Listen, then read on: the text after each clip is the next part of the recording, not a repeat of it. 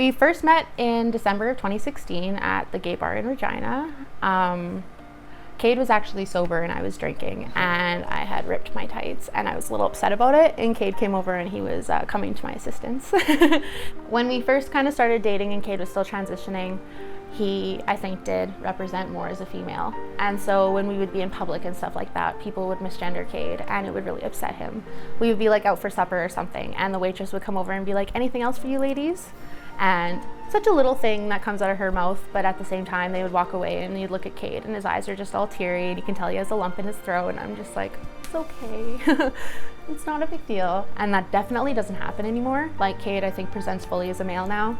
And so when we're in public, everyone sees him as a male. People don't see him as female. They don't see us as a lesbian couple anymore. And so I think that's made it easier on Cade within himself, which has indirectly made it easier on us because he doesn't have those stressors anymore.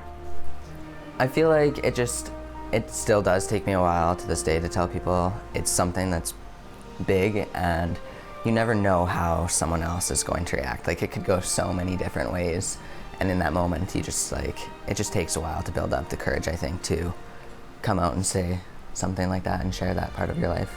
I feel like it's gotten easier as my confidence has gotten better and I'm more sure of myself as a person, but it just took a while to get comfortable. Growing up, like, I knew very young that there was something different about me. There's something that, like, all my life I've just felt like something is different. There's something about me that I don't know, or that, like, I just need to discover and figure out. And then, like, I was young when I discovered that I liked girls. I knew that for sure. And I came out and I was like... In high school, right? Even younger than that. I feel like I told people in grade 7. Was the first time that I tried telling people, and everyone gave me the typical, oh, like, you're just doing this for attention, it's a phase, blah, blah, blah. Yeah. You'll get over it, blah, blah, blah. So I got that a lot, and then I did again in grade 9, came out to, like, everybody, had my first girlfriend, told my mom, did all of that. And then I feel like just growing up in such a small town and small place, transgender wasn't something that I'd even heard about. It wasn't, like, people talk about gay people and lesbians, but that's just something that, as I was growing up, wasn't talked about. Kids these days, people talk about it. It's not going to be something that's unknown forever.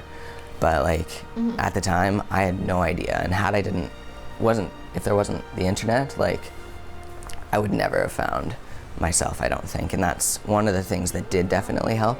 I spent hours and hours and hours on the internet watching other people talk about their transition and other people talk about the changes that can happen and, like, what being honest and stuff, like, coming out does do.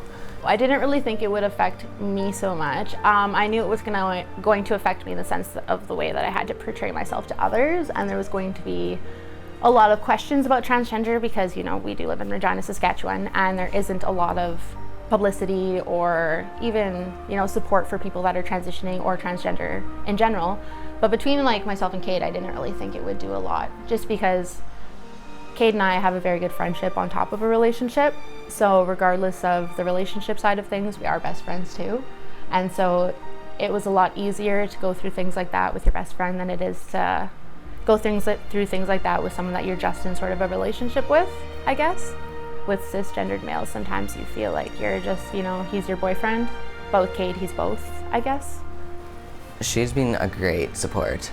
I feel like while she was struggling herself, there was moments that I could tell she was struggling and I could feel it, and I tried to help, but at the same time, like, just as I needed time to discover my identity and, like, figure myself out, like, I knew that this change wasn't just me, it changes for everybody. Like, there's changes my mom needs to do, there's changes my grandparents need to have, like, friends, everybody. When I first met Cade, I felt very differently about transgender people than I do now.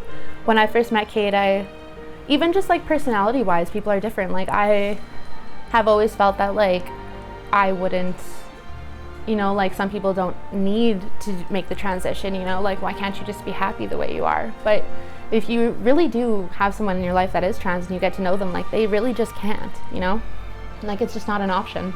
And I feel like, looking back, like, I wish, like, sometimes I wish I would have told Hillary right off the bat and just been like, hey, this is what's up, this is who I am, and being sure of myself enough to be like that, so there wasn't any confusion, because things probably could have been slightly different and slightly easier for her and her situation had I been that confident. But and I feel like that's something that I want people to, like, screw what everybody else says. Like, just honestly be yourself and be true to yourself, and like know that the people who do love you and who are going to be there to support you, they'll be okay with it, and they will eventually come around. It might take time, just like it took you time to become okay with it with yourself, but like everything will fall into place. You just have to live for yourself.